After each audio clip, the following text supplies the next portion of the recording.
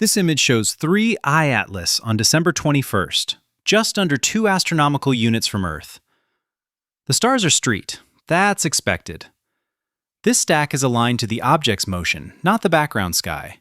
So what stays sharp here is the object itself. And it does stay sharp. There's a compact central condensation. There's a faint asymmetric extension. It's subtle, but it's real. At this distance, with this exposure time, you'd expect the structure to wash out. Instead, it holds. The inset makes that clearer. The glow isn't centered symmetrically, it's directed. This is post-perihelion. The object is fading, but the geometry hasn't collapsed.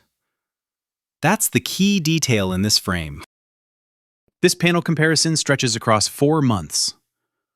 August on the left, September in the middle, December on the right. Each frame shows the same object, tracked the same way, under different sky conditions. The change is obvious, but it's controlled. From August to September, the signal strengthens. By December, it fades again, as expected after perihelion. What doesn't happen is just as important. There's no fragmentation, no sudden flare, no collapse into background noise. The central condensation stays compact across all 3 dates. Even as brightness rises and falls, the object keeps its shape. That consistency across months matters more than raw brightness. This frame comes from the morning of December 22nd, captured over Hawaii. Different observer, different instrument, very short exposure. And yet, the object is still there. At this scale, with this integration time, you're not looking for detail, you're looking for consistency. There's a compact glow, there's a slight asymmetry. It's not a point source. That rules out a background star, and it matches the structure seen the night before. No flare, no sudden change, just the same basic geometry, confirmed independently. That kind of agreement matters more than resolution.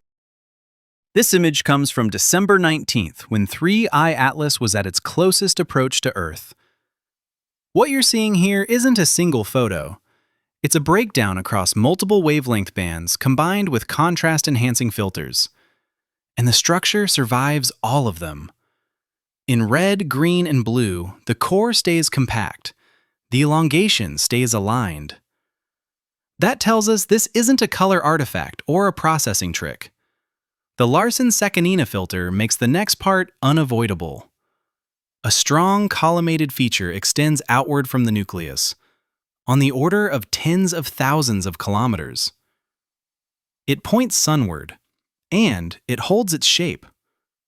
Whatever is driving this feature, it's coherent across wavelengths. That's the takeaway from this frame. This image comes from the Euclid Space Telescope. What looks decorative at first glance is actually structure on a galactic scale. This is NGC 646, a barred spiral galaxy nearly 400 million light-years away. The sweeping arms form a curved, asymmetric pattern, rich in blue star-forming regions. The bright core anchors the system. The arms trace where gas and stars are being actively shaped. Nearby, you see another galaxy. It looks close, but it isn't. They're separated by tens of millions of light-years, with only weak interaction, if any. That's important. Euclid isn't just capturing beauty, it's mapping how galaxies grow, bend, and reorganize over time. This single frame is a preview of a much larger survey to come. This was captured on December 22nd, during the winter solstice in Raipaluoto, Finland. What you're seeing is geomagnetic activity made visible. Green emissions form the base layer, produced by oxygen excited around 100 kilometers up. Above that, purple and violet curtains rise higher into the atmosphere.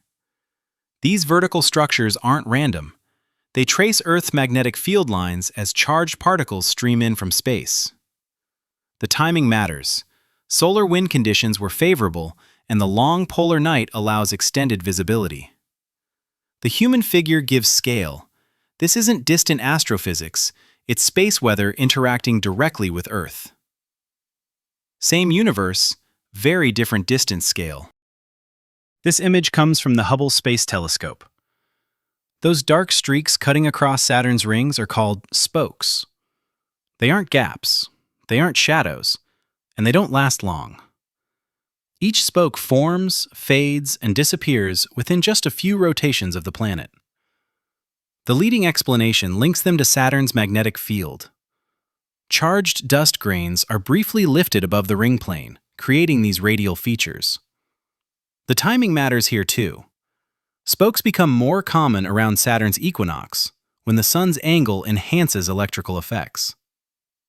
This isn't new physics, but it's rare to see it this clearly. A familiar planet, still doing unfamiliar things. This image was captured from the International Space Station by American astronaut Nicole Ray Ayers. What you're looking at is a sprite. Not a bolt of lightning, but a transient electrical discharge that forms far above thunderstorms in the mesosphere. That's roughly 50 to 90 kilometers above Earth's surface. The bright flash below is conventional lightning. The red and violet structure above it is the response. Sprites last only milliseconds. They're triggered by intense electric fields released during powerful storms. From the ground, they're difficult to capture. From orbit, the geometry makes them visible. This is weather, happening at the edge of space. Captured in real time, from orbit, by a human observer. So that's today's set of updates. An interstellar object still holding its structure, a galaxy shaped by gravity over hundreds of millions of years, planetary rings responding to electromagnetic forces, and Earth's atmosphere lighting up at the edge of space, different scales, same physics. Now I want to hear from you. What do you think about today's updates? And do you want me to continue tracking new images of 3I Atlas as they come in? Drop your thoughts in the comments. If this breakdown helped, hit like.